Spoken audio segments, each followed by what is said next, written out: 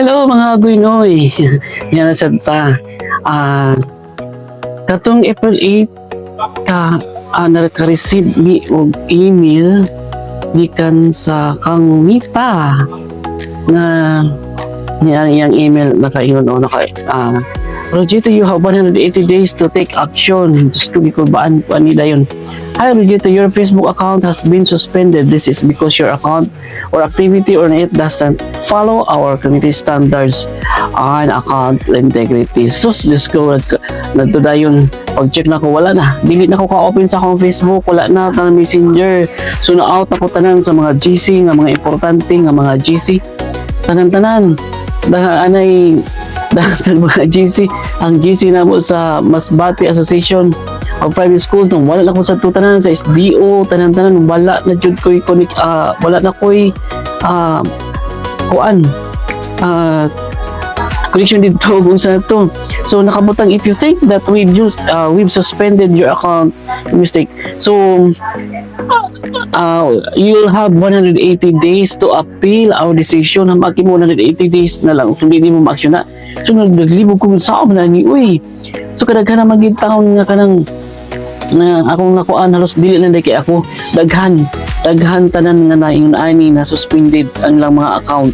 So if you miss this deadline, your account will be permanently disabled. So nagdus ko na pare kay kumayon sa nila ani nga adogon kayo nga tong mga gipang vlog mawala to tanan. Diyos ko madibigid lalin mag-vlog unya na mawala.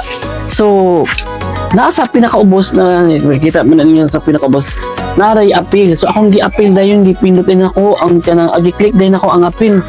Then mo to nangayo sa ko og kanang kuan kanang kinahanglan usa nga ang imong nahon ilang kanang kuan take a photo. So may pinakilid, may pinaana sa left, up na po sa lower, then right na side, left, up, then lower, hantod nga nag-okay na.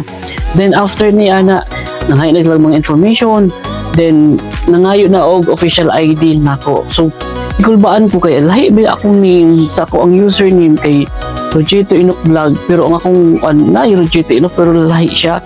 So at least ako man siya pong naong. So ang ID, ang ako ang birth date, mga importante mauman sa akong ID. So akong gi-send ako ang national ID. So mo akong gi-send.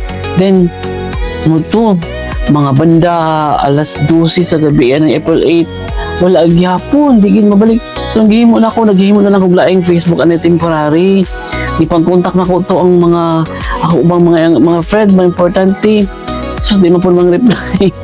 Hinadlok siguro kay base mga scam ba unya na mag-post ka kalahi gid ning mo ang Facebook may pano kay walay laing viewers, walay laing maka-seen sa imong mga post. So wala lang to moto sabi unsa naman ni oy wala ka nugon gid sa ako ang Facebook no kay dugay naman gud ni siya unya kanang ang mga earnings gani dinhi nay daghan unya. So moto pagkaugmaan ng 9 morning gid ako din gitan-aw so wala gihapon ang nakabutang gihapon kay kanang please visit na rin kuno ana kay kung balik na ni siya balik lang aning sa site sa Facebook. So wala man gihapon.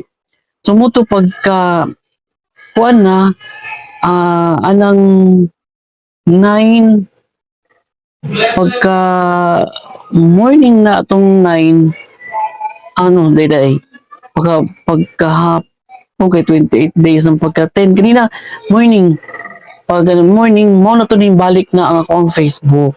So ang nakabutang na primero gid na ako nabasa na your review was successful. Hi Rogito, thank you for taking the time to request a review. We reviewed your account and saw the activity on thus follow our community standards so you can use Facebook again. Mas ka na maging sagita na ko. Sagita na maging na ko. Minan ako kay kanang naisis gugugo ato kay Jimmy may sakit pata niya. Kanang di pa kayo kanang maayo pa. So nakasakit ko na natin at least ka na bang kuan na. So stable na ang ako ang Facebook. So nakabutan nito login na makita nila sa login to Facebook. So mo to pag login na mga to tanan mo to so mo to nangyari mga agoy-noy. Salamat kina-recover na ang ako ang Facebook. Thank you. God bless everyone.